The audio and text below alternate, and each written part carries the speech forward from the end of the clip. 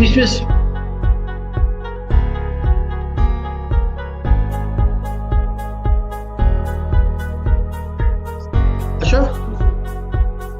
Actually 30 seconds meaning. Good morning, United Kingdom. Good morning, and today is a new week started, the third week of October, starting in United Kingdom. Obviously, have a lot of main issues going on with the American elections. We have a rise of the virus again, so a big concern to lots of people around the world. And today is Wikipedia live story of Lakhi Singh. So the saying of this week is invest into your future and grind now and smile later. Or we can say grind now or grund now and smile later, depending upon which part of the world you're in. And the question, an underlying question for today in Wikipedia live story of Lakhi Singh is, what makes Lakhi Singh an expert of luxury cars? When he does come back, we will ask him. I think Lakhi Singh is away, which is not a problem. We'll start anyway. We did a summary of Lakhi Singh's life story before, and we spoke about Lakhi Singh being from a humble beginning, being born in the United Kingdom, sent to India, came, returned home, found his feet in the United Kingdom into a student life, decided to get his first job and worked in the city, enjoyed it.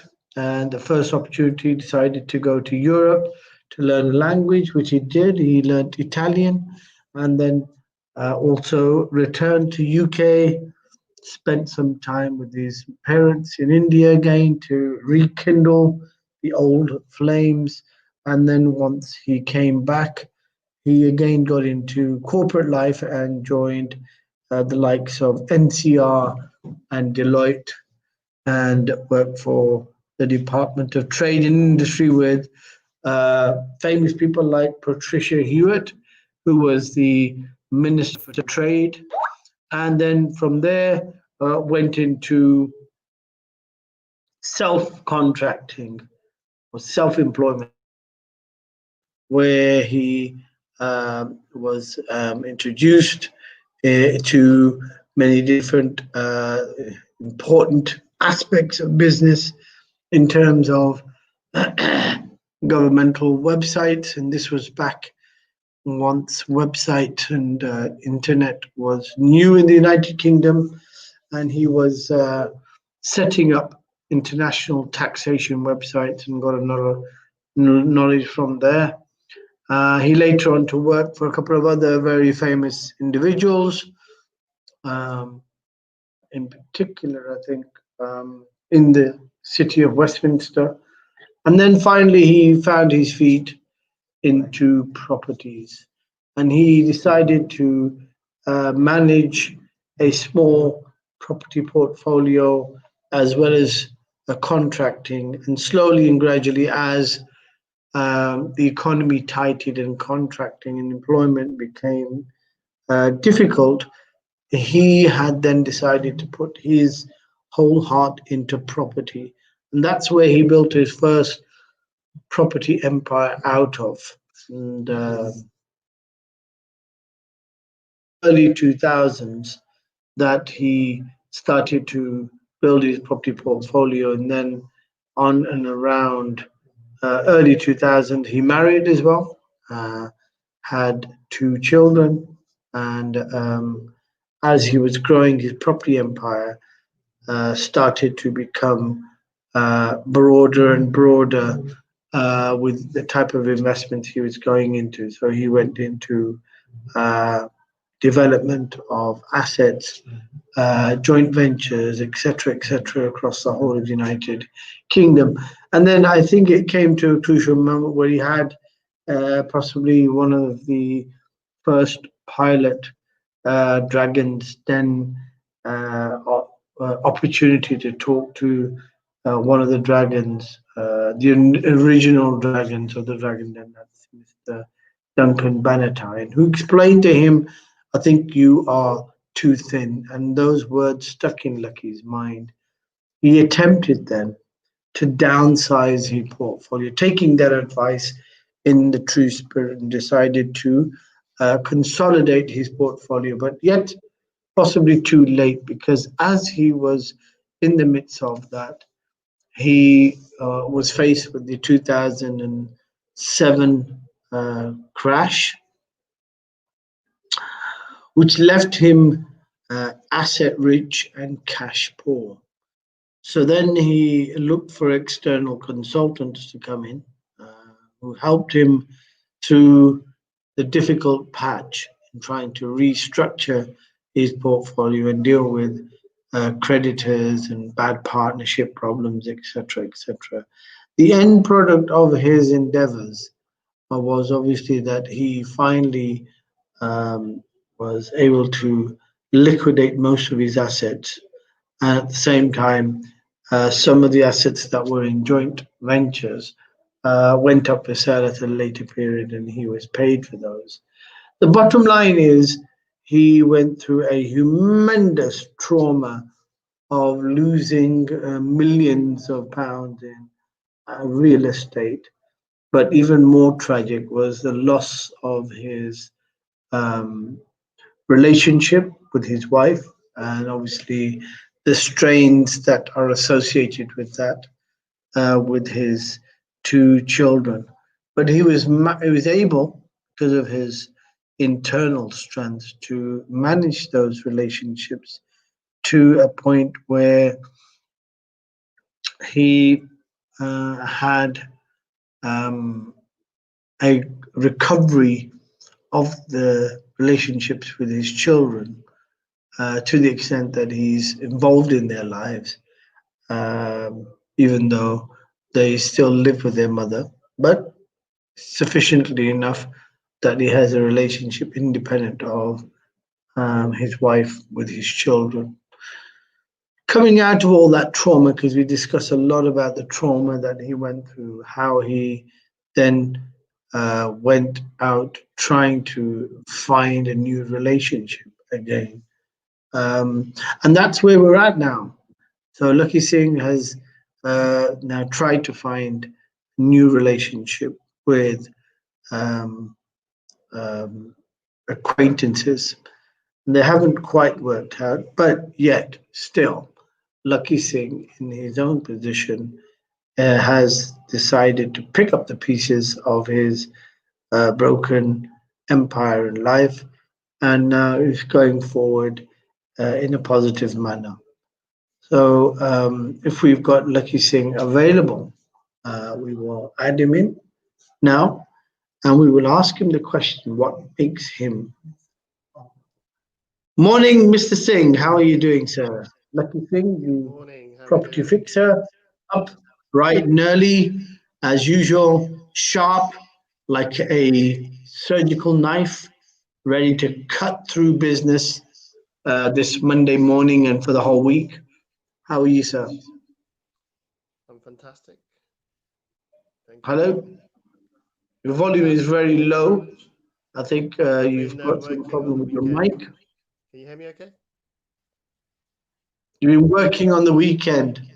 Was that, I remember you saying you're like an account guru. So were you crunching the numbers on the weekend, going through the details of the numbers and keeping your eye on the bottom line? What were you doing on the weekend? That's right. There's some problem with the tons of calls. volume is very low, Lakhi Singh. Okay, let me turn it up a bit. Hold on 1 second. Probably a good idea. Yep. Is that any better? A bit better than before. Yeah. So I've been working on my challenge for the property fixer. This is the output. I did a graffiti version of the property fixer. Your challenge for the property fixer. What challenge is that, Lakhi Singh? The challenge was to write the property fixer in graffiti. This is my attempt. I don't know whether the viewers To write property fixer what? To write the property fixer. Is a problem? Just 1 minute. Graffiti. Just one.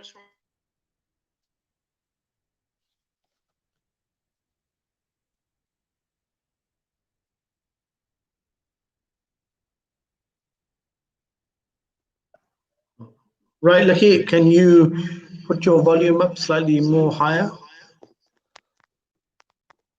Seems to be a lot of feedback as well. Back feed. I don't know what that is. Is that any better? The volume is, I mean, audible, but it's not clear and loud. I think our volume probably quite clear. Is it to you? I can hear you fine, absolutely fine. Yeah, so there's obviously something wrong with your volume there, Lakhi, yeah? It's very faint. It's audible, but it's not loud, not a normal volume, yeah? I can dial back in if that helps at all. Yeah, probably a good idea. Okay, 1 second. We'll dial back up.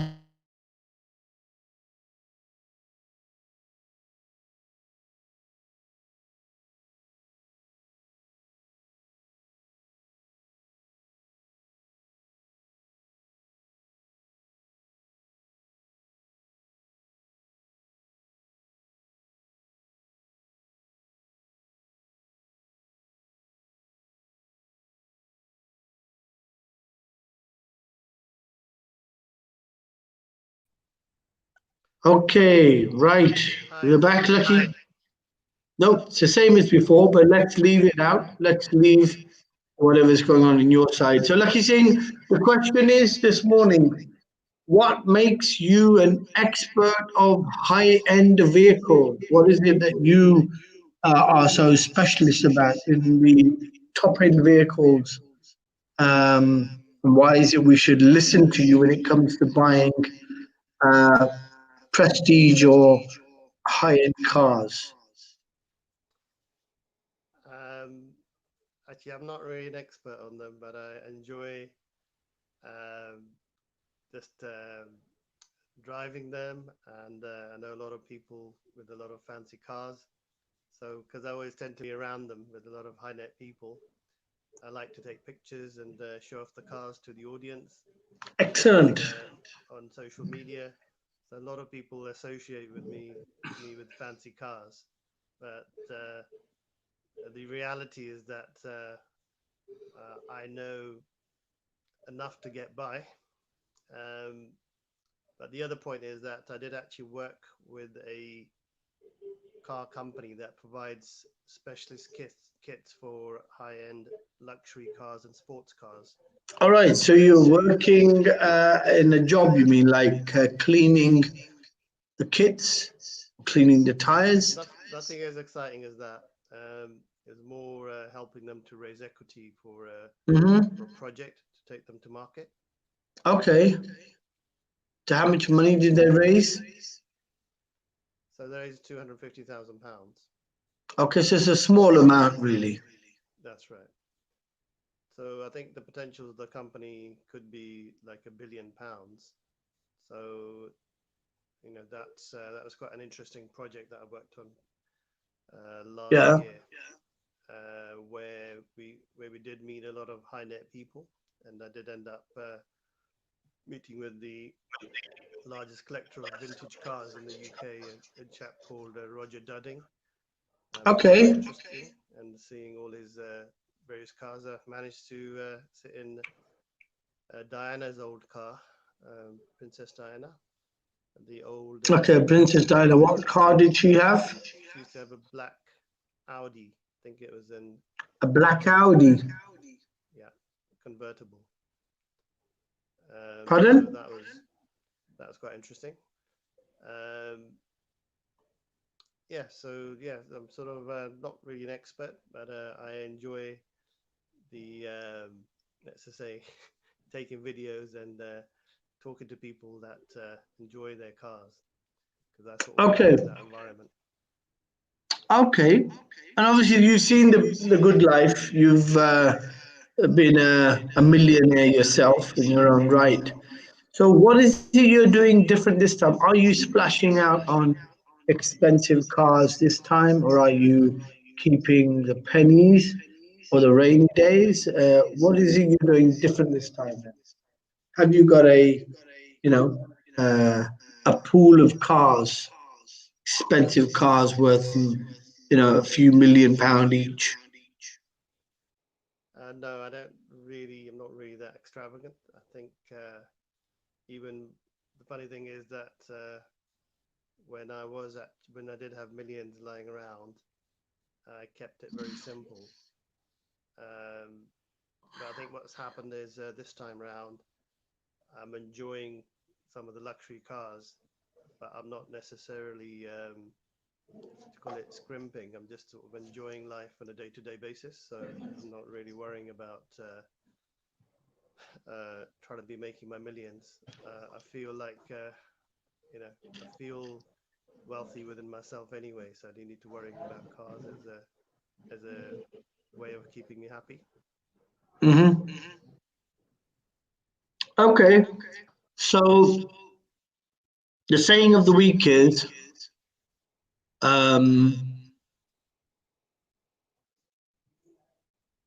what is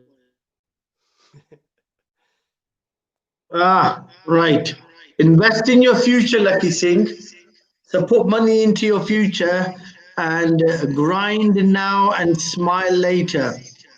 And you can also grind now or grunder now and smile later, depending upon which part of the world you're in. Okay. So what do you say to this saying then?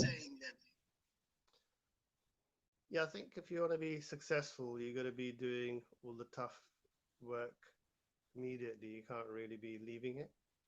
So I think every day you got to be doing things that are the bits that you're trying to ignore or for later. So I think you got to really put yourself to task every day, and it's not an easy process. So like I said last week, if you focus on your health and your well-being and your mental state of mind, and your doing your meditation, being in sync with your true essence, then it's easier to then start working on things which you may find challenging, but you may be more apathetic if you're not really looking after yourself, because it's always easier to put things off if you're let's just say not looking after yourself physically or mentally, or connecting with the Almighty, in my opinion.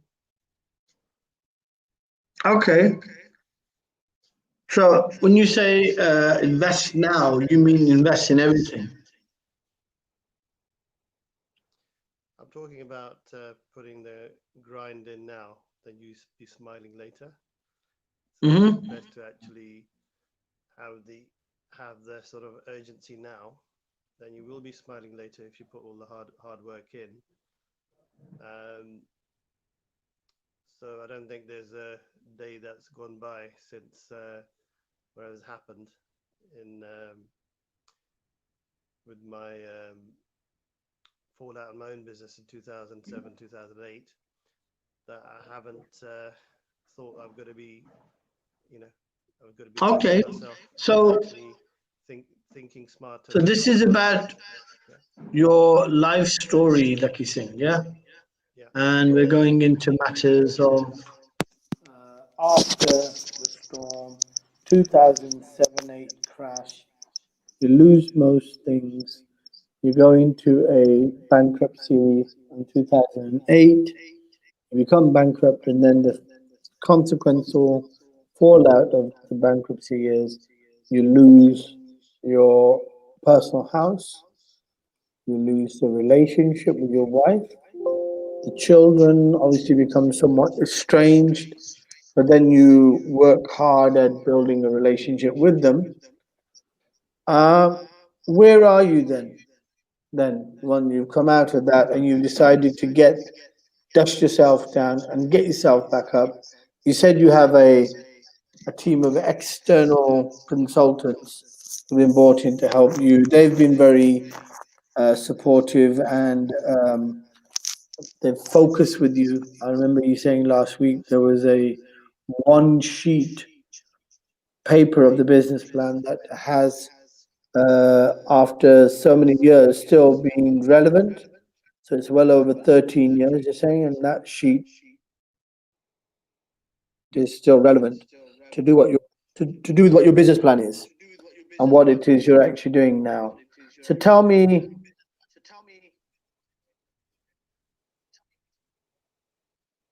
what happens next?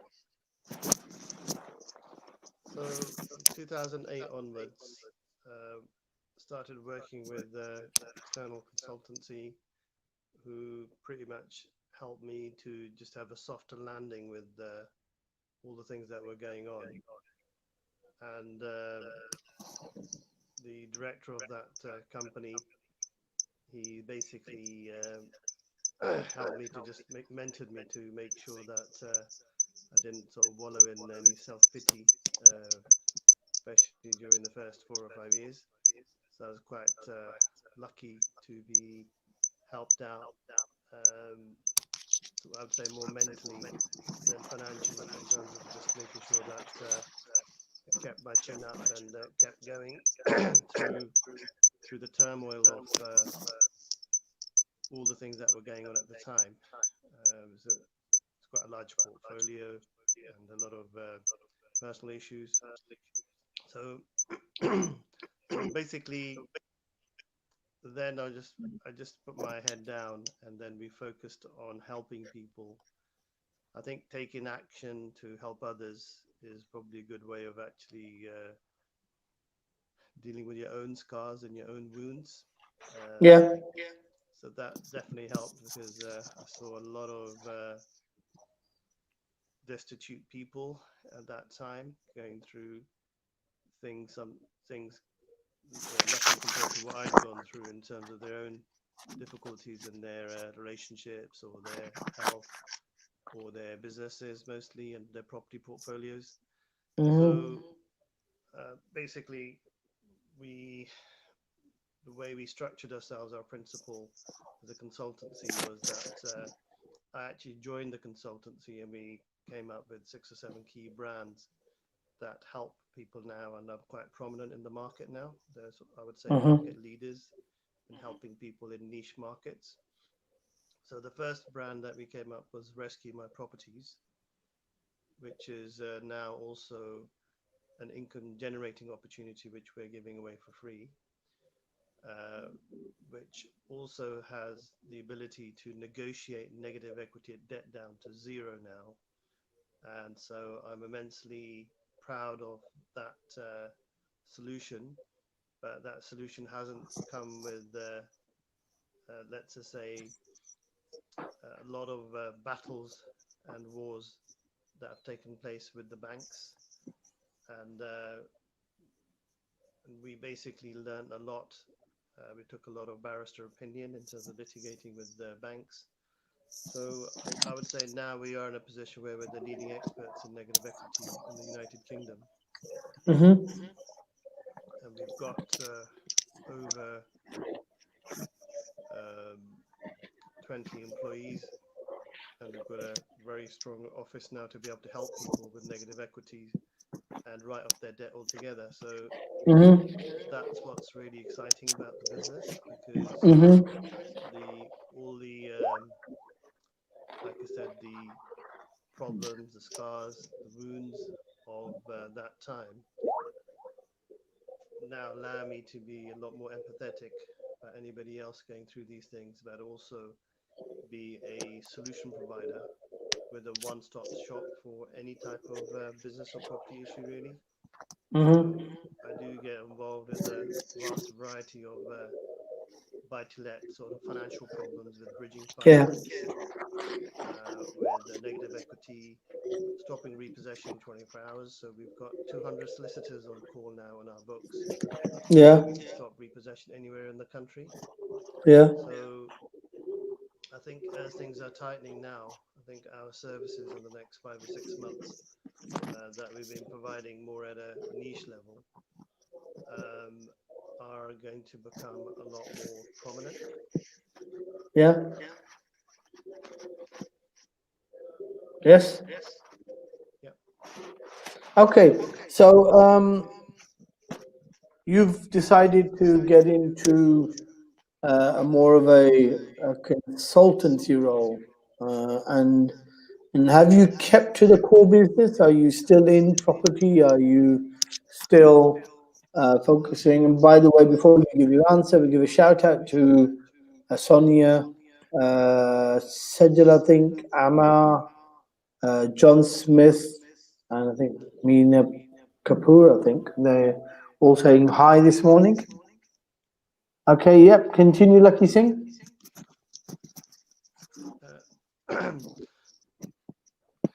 So I think what's the last question you just asked me is where are we now? Yeah, so what was it you did? Did you break away from the property circles, and are you now in, pet foods or, something else? What are you doing? Horticulture? Are you Majority doing of my business landscaping? is helping people out of complex property type situations. So, for example, we've got quite a few developers who've got bridges now for development lending, but they need additional lending, but they can't easily find lenders or institutional lenders to actually to lend to them, because a lot of lenders have closed up shop. So we're having to source specialist lenders to lend for specialist situations. Yeah. So I'm getting a lot of that type of work. I'm getting a lot of clients who need money quickly for a bridge, or a first charge or a second bridge, and if they don't get the money on time, they may end up losing a property. They may end up losing some sort of investment that they invested into, but they need money for it. So that bit's quite prominent. Thirdly, a lot of people have got issues around tax and limited companies, how to structure everything, especially with a lot of people with the inability to now offset your interest that you're paying against tax for your mortgage. So that's become a big phenomenon as well. So I think, we're able to offer a one-stop shop. And the most exciting part is that we've also got a real estate arm now, which is the prop tech side of the business, where we're offering 0% commission and able to source properties for high net, mid net, and small cap type investors anywhere across the UK. So that bit's probably the most one of the most exciting parts of the business, because it's a bit more around competing with Rightmove and Purplebricks, and actually establishing more of a sophisticated business model. But Rightmove is not the It's all same as coming together. Purplebricks. Yeah. I think Rightmove and Purplebricks are two different type of organizations. So, are you saying they're competing with both of them, or one of them, or what? Yeah, we're competing with both of them, because they both have got flaws in their business model, especially in a falling market. And my view is that in the falling market, you're really going to have a problem, because you're not really going to, a lot of estate agents won't be able to afford the services of Rightmove in terms of paying for them. And even with Purplebricks, their business model's flawed, because they haven't accounted for a falling market where a lot of people may not want to sell the property for a lower price. So they're going to be stuck looking for buyers. And because it's going to become more of a trader's market with people with a lot more cash sitting in their bank, they're actually not going to be using these engines. They're just going to be wanting direct access. They don't want to be paying tons of fees and things. Yeah. Okay. So that's where you're at now. So what happens then? I mean, you re-engineer yourself. You get into consultancy. You're looking at, helping people. So what happens with your personal life? Where are you back in 2011, 12, once you finally get the annulment of your marriage? What happens? Are you looking for love then? Are you in and out of relationships? Are you keeping monogamous? Are you keeping yourself out of relationships? Are you actually in a relationship? And what's happening in your life? And are relationships important for you? Do you need to have a relationship, a girlfriend or a friend of any kind to support you? Do you find yourself being a very needy person emotionally, or are you a very independent, strong person in your natural position?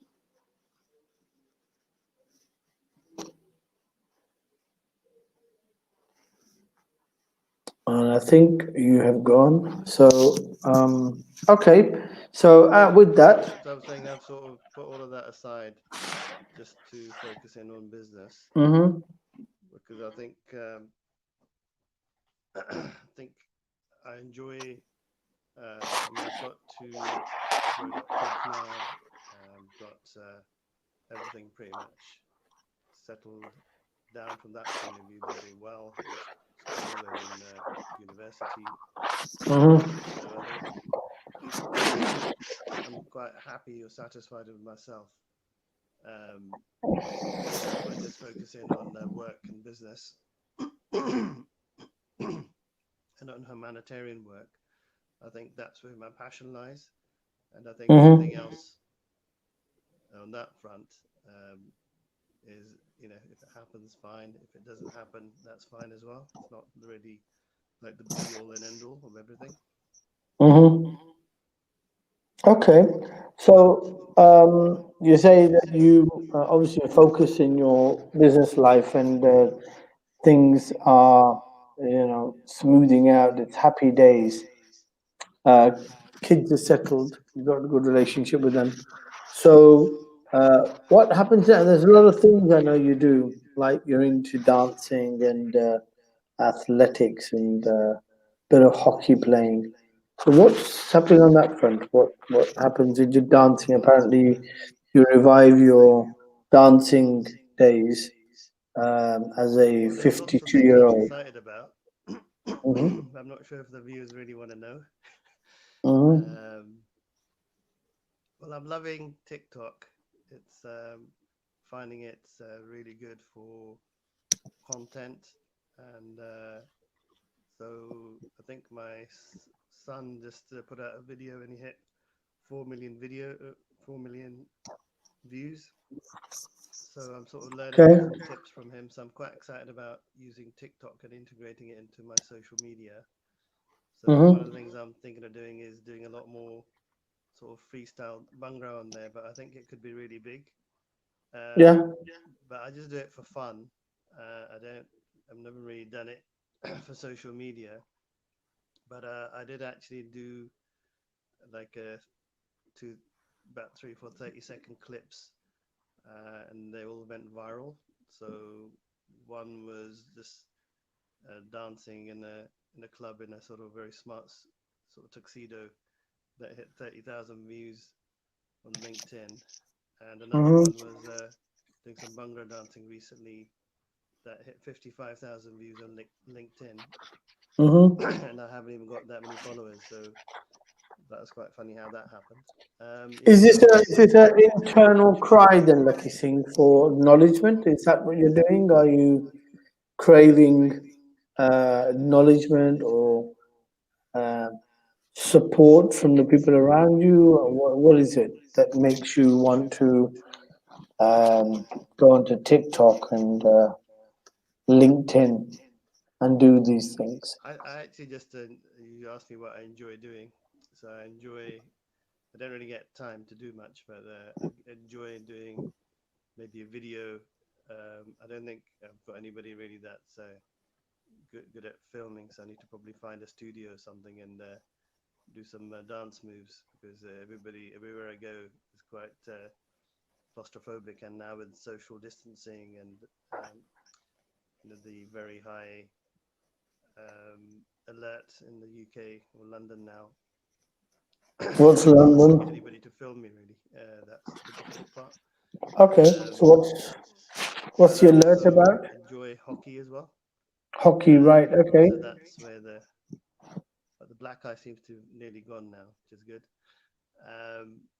Yeah, I really love playing hockey. I think my hockey is also like a sign of my well-being. So I use it as a yardstick to see really, because if I'm physically strong and agile and good in a game, I'm more mentally likely to be sharper as well, because my body and mind they need to be in quite sync to be able to be sharp at my business practice.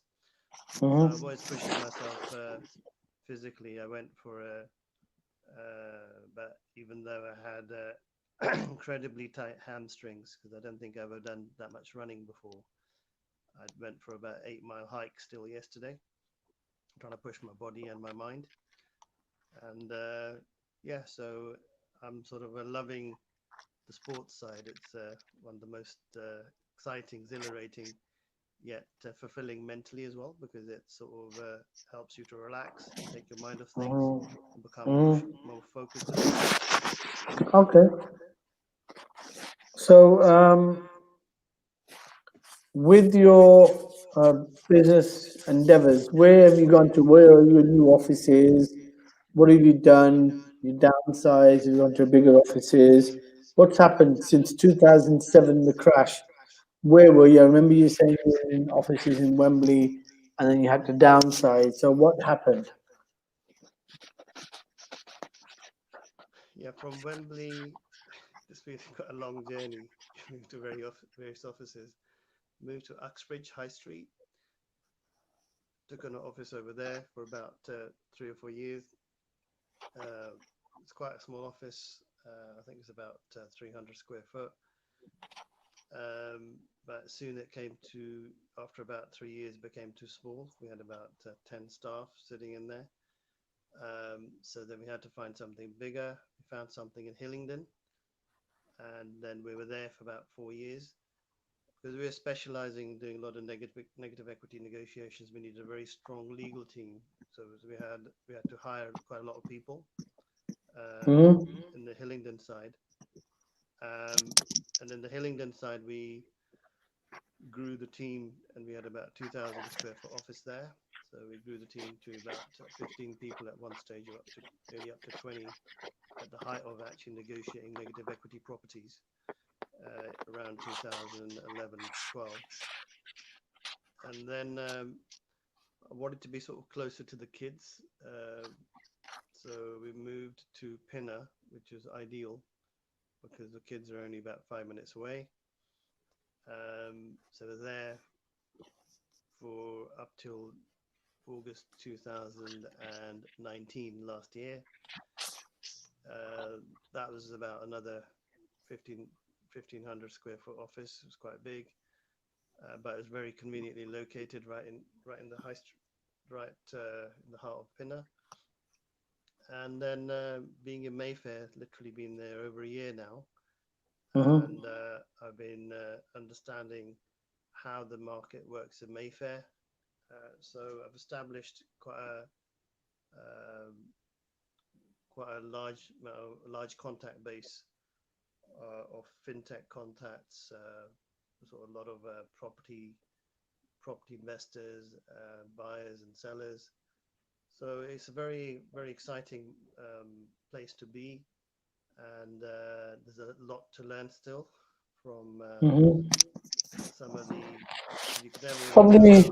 So there's a lot to learn still on the, let's just say, the VVIP type contacts I've got. So I know a few billionaires. So I'm trying to understand really what they do, how they do it. So every day is very exciting. It's almost being in education on a daily basis. Every day I'm being educated about something new. About his business.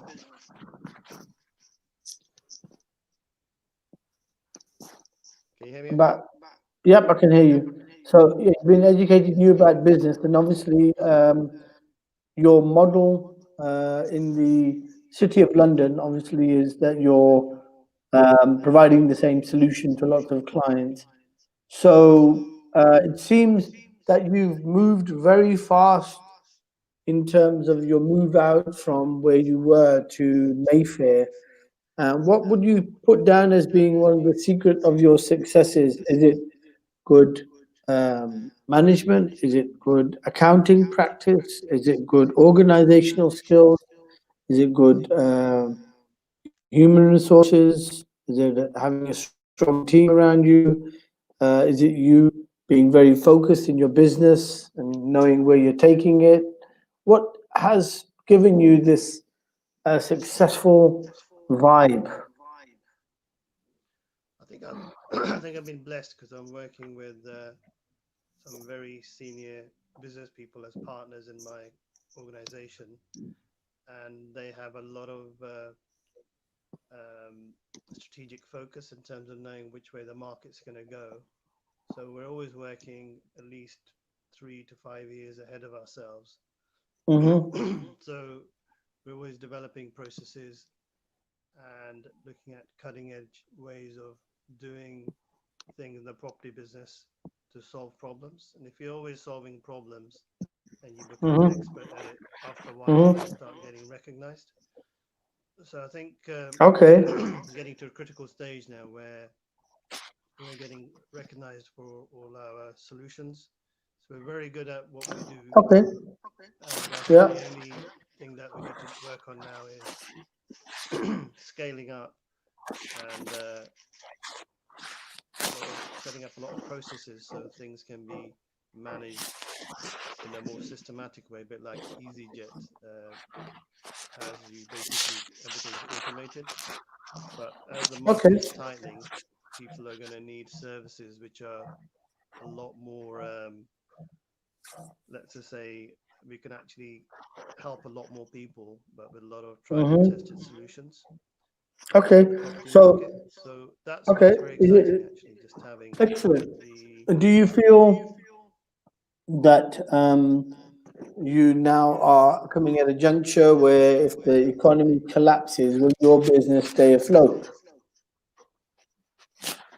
well, our business will definitely stay afloat because our business is reliant on helping people, and there's a lot of people in dire need of help, and they don't know which way to turn.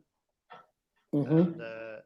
this is a very excruciating and difficult time for nearly everybody in the United Kingdom. So, setting up the alternative property business solution community, which is where we are now, but Mm-hmm. also this is going live to a lot of other platforms, Mm-hmm. I think will help a lot of people. So, the more people we can get onto this platform, the more people I can help. And Okay. there's no end to the amount of help that we can give people because they Mm-hmm. don't know what they don't know.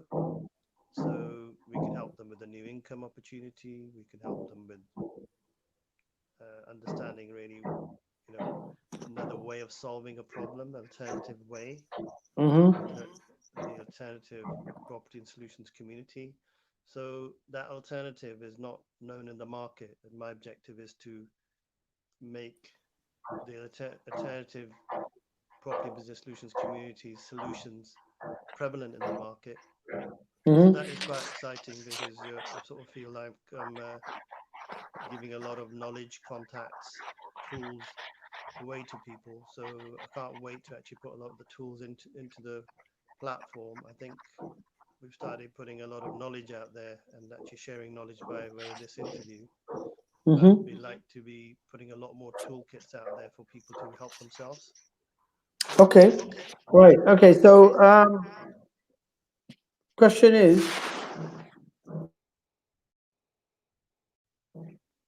in terms of where you think the market's going, and what about the impending American elections? What do you think is going to happen? Who do you think is going to win? Um, I'm pretty confident that Donald Trump's going to win, actually, but I might be wrong. I think Okay, so that sounds like a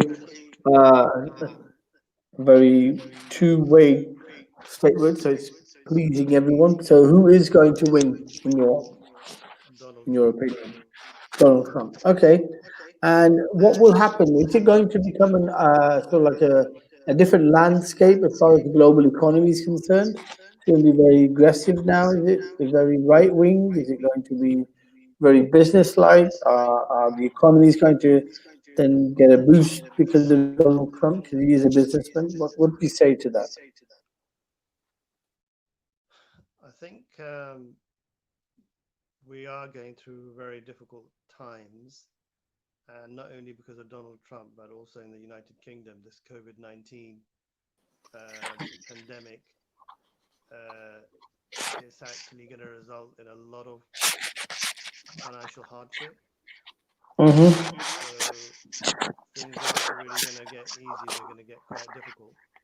Mm-hmm. So there's going to be a lot of people looking for employment, a lot of people that businesses that will not survive the current lockdown situation. I think there's tons of businesses closing down on the high street. So I think globally we're going to see some sort of major correction. I don't know exactly how it's going to happen. It may be that all the global currencies close down and we move into one global currency. It could be that interest rates go a bit crazy. We go up to 10, 15%, which will be by the end of the year, because I can't see how money can just be fathomed out of thin air and actually pumped into the UK economy. So something's got to give, as the Americans say. Mm-hmm. Mm-hmm. Okay, so we've got Bob Singh who gives a shout out to Lakhi Singh, the property fixer. It's got the public Lakhi Singh property fixer sign. Right, so you think something's going to give way, it's going to get worse, the economies are going to shrink. Um, what about the business that you're doing? And you're saying your business is about helping people, but surely helping people doesn't involve money. And if it doesn't involve money, how do you as a business stay afloat? So what we do is we charge, we can say, nominal services to save people millions, is a simple way of putting it. So Mm-hmm. somebody's got a, for example, somebody, I can't give too many numbers away. I've got a client with a 12 million pound property portfolio at the moment, Mm-hmm. and they need to raise something like 6 million. So we would be charging them a percentage, an upfront fee, Mm-hmm. for actually solving that problem. They can't seem to find the money anywhere. So I've Mm-hmm. approached family offices, I've approached some private lenders and I've approached some ultra high net individuals that I know that will do some lending on the side as through their solicitors. So that's actually the sign of the times at the moment. Mm-hmm. Okay, so helping people at a nominal charge, that sounds good. Anything new that you've got? Anything that's interesting that people should be looking out for? Any new cars that you've got your eye on? I did try out the Ghost the other day. I went for a test drive, Excellent. which is quite nice. I think that's actually had the most. It's kind of weird. People more interested in the cars than in the business solutions we've got. Um, so we've got. Um, I think we had about 252 views of that video alone, which is kind of crazy. Yeah. So what's happening at the moment? So what's really going to happening is that a lot of people that are looking to sell their properties, they are stuck, because if their properties are over 500,000, they're probably going to be finding that they're not getting the prices that they want, because but anything below 500,000, those seem to be flying out like hotcakes in certain areas. Mm-hmm. In certain other areas, people are who have got money. They're a lot more cautious because they may not see any capital growth, or I think so. Mm-hmm. Inner cities are taking the benefit below the 500,000 mark type properties, but Yeah. anything above that I think is shrinking at the moment. So Mm-hmm. there's a lot of media hype around property boom, blah blah blah. But the Yeah. reality is that you really got to do your research and your homework. It's a bit like your health. You can't always just go to the doctor or the dentist or anybody else and actually expect them to actually tell you what's right for you. You also got to do your own checks because you Yeah. can't rely upon anybody for your health. You can only rely upon yourself. Same Mm-hmm. way you can't really rely upon the media to tell you what's going on. It's got to be very careful that you you actually have a balanced view, and that's why we've set up this group, is to give you that balance.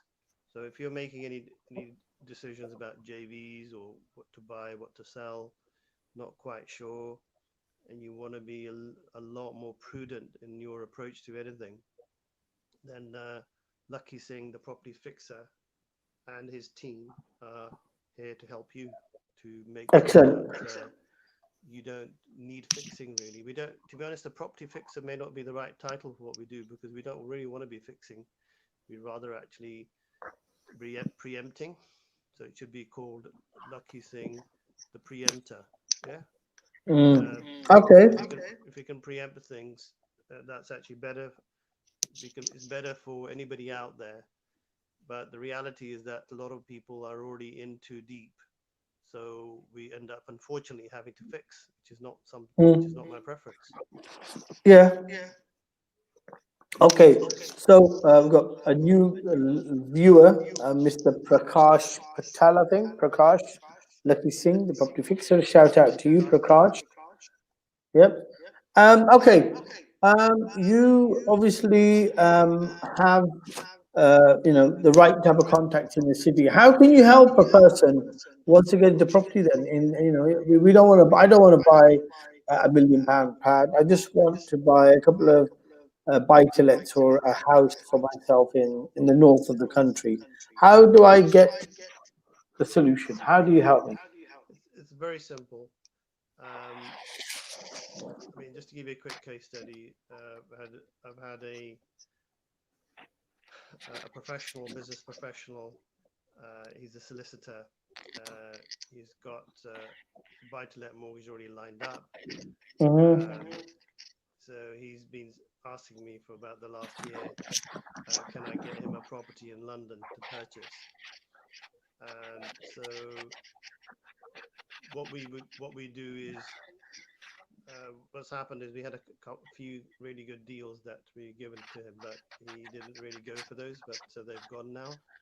So I had a property that was worth about 500 and 525, but he could pick it up for 400. So a lot of those properties are gone now.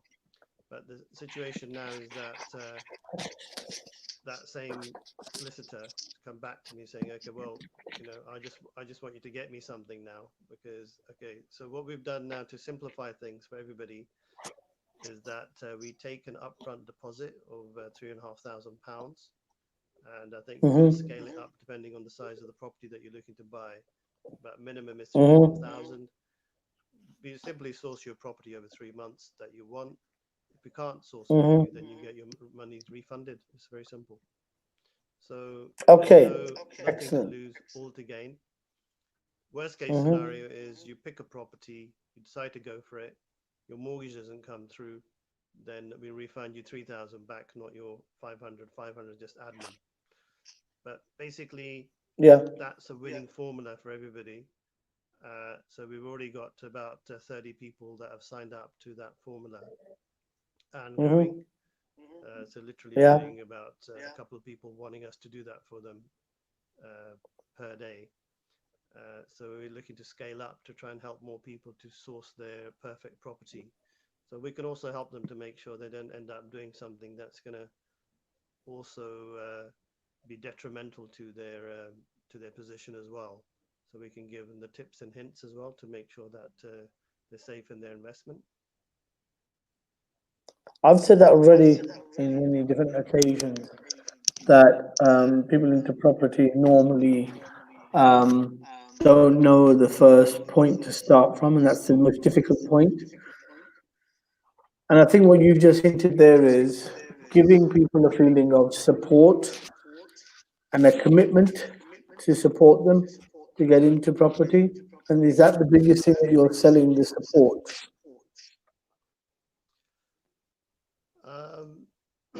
Well, we're the fastest growing sort of property network in the UK now. And the funny thing is that we set up the website about 2 years ago in anticipation of us becoming the fastest growing. Yeah, I think providing support is what we do. We're there to help you in terms of starting out. If you've got a property portfolio of 3 or 4 properties, you want to grow it, so we can help you with the best practice for doing that. And if you've got a quite established portfolio and you're looking to raise funds, or you've got any legal issues, or you want to restructure all the funding based upon current market conditions, you may want to go in a fixed. We have the access to be able to provide all those facilities in one place with Lakhi Excellent. Property Fixer. Excellent. Okay, so we've come to the end of Wikipedia live story today. Obviously, we've not concentrated too much on your life story because a lot of it is now about the rebranding of Lakhi Singh and coming out on the other side as a consultant and as a solution provider. But tell us what's on the horizon for you, Lakhi Singh. What's next? What have you got planned in the last 2 minutes? So what's really exciting is that we've got the PropTech side of the company being launched. So we'll be looking to raise investment funds for that. So we're looking for crowd platforms or private investors or family offices to come and talk to us. So literally getting their pitch deck ready for that. So that's literally around the corner to actually get that deck out. Also, what's exciting is that we have access to a lot of private funders. If you're struggling for funding, for bridging funding, then we can help. Thirdly, we're offering 0% commissions on sale. So if you're looking to get out there, sell your property, then come and talk to us. We're happy to help anywhere in the United Kingdom. If you've got any negative equity property portfolio, people that you know, or anybody that's feeling any hardship in being a mortgage prisoner, then we have ample solutions in our toolkit to be able to help you. So just come and talk to us, and we're happy to support you through any sort of difficulty or any potential that you have also. Yeah. Excellent. So we've come to the end of today's Wikipedia live story. You haven't had the best of connectivity, and I think Sonia picked up on that as well. We've got the gremlins this morning. So expect to have it fixed by tomorrow. We'll see you again at 8 a.m. to 9 a.m. tomorrow morning, Lakhi Singh, the property fixer, live, drive time, talking about various topics in the market and solutions that you provide. And you are quite confident Mr. Trump will win. And so you're an avid Trump supporter, even though you don't have to vote in America. So if you were in America, you'd be his main man. Well, it doesn't really matter who I support at the end of the day. I don't necessarily support Trump or anybody else. I'm just looking for the best solutions for people to actually carry out their daily lives. Which just stand back and watch. Just stand back and watch. Yeah. Take care, Lakhi Singh. Property fixer. See you tomorrow, 8 a.m. to 9 a.m.